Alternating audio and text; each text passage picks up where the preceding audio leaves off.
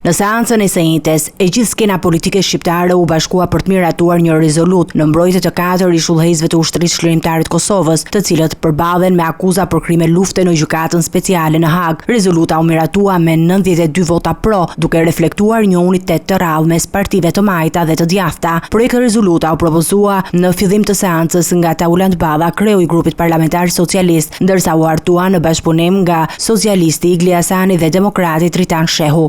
Kjo deklaratë përfaqëson vullnetin unanim të Kuvendit të Republikës Shqipërisë dhe i transmetohet dhomave të specializuara në Hag, Këshillit të Sigurimit të OKB-s, Parlamentit Evropian, Asambleve Parlamentare të NATO-s, OSBE-s dhe Këshillit të Evropës, si dhe të gjitha qeverive mike dhe partnere. Ishin rrethanat, ndoshta që krijuan mundësinë dhe krijuan kushtet për miratimin e kësaj dhe nga majoranca, si pasojë e procesit të inskenuar në Hag, ku kërkohet të dënohen ata që luftuan për liri, për drejtësi, për pavarësi. Teksti i rezolutës thekson mbështetjen e plotë të luftës çlirimtare të Kosovës kundër regjimit të Miloševićit dhe refuzimin e kërkesës së prokurorisë për dënimin me 180 vite burg të ish-krerëve të UÇK-s, Hashim Thaçit, Kadri Veselit, Jakub Krasniqit dhe Recep Selimit.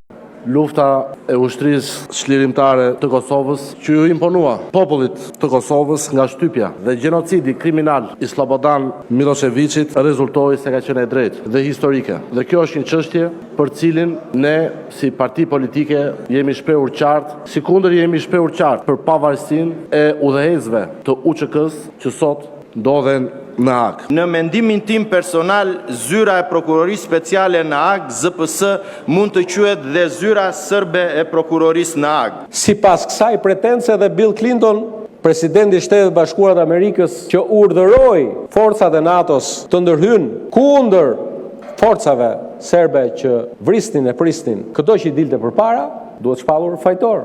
Pretenca në Hag kundër komandantëve të UÇK-s nuk ka asnjë dyshim, jo për ne shqiptarët, por të gjitha kombet e lira. Është një batërdi e tmerrshme dhe padyshim është një balt në vijim të baltave që janë përpjekur të hidhen në këto 27 vite kundër luftës çlirimtare në Kosovë. Ne urojmë fort që gjykata ndërkombëtare të mos çmendet dhe të dënojë këta lider politik, sepse ndryshe do ishte një mesazh për të gjithë kombet e vegjël e të shtypur kudo në botë, sipas të cilëve ata nuk duhet të luftojnë në përpiqjen për liri, sepse mund të dënohen edhe për krime. Kjo do ishte e pafalshme. 4 ishullëhesit e UÇK-s përballen me akuza të rënda për krime lufte dhe krime kundër njerëzimit, ndërsa procesi gjyqësor ka hyrë në fazën përfundimtare. Rezoluta e miratuar sot tregon se politika shqiptare, pavarësisht nga diferencat ideologjike, mbajnë qëndrim të bashkuar në respekt të historisë dhe kontributit të luftës çlirimtare, duke shprehur solidaritetin me ishullëhesit e UÇK-s dhe duke kërkuar që drejtësia të zbatohet në mënyrë të drejtë dhe të balancuar.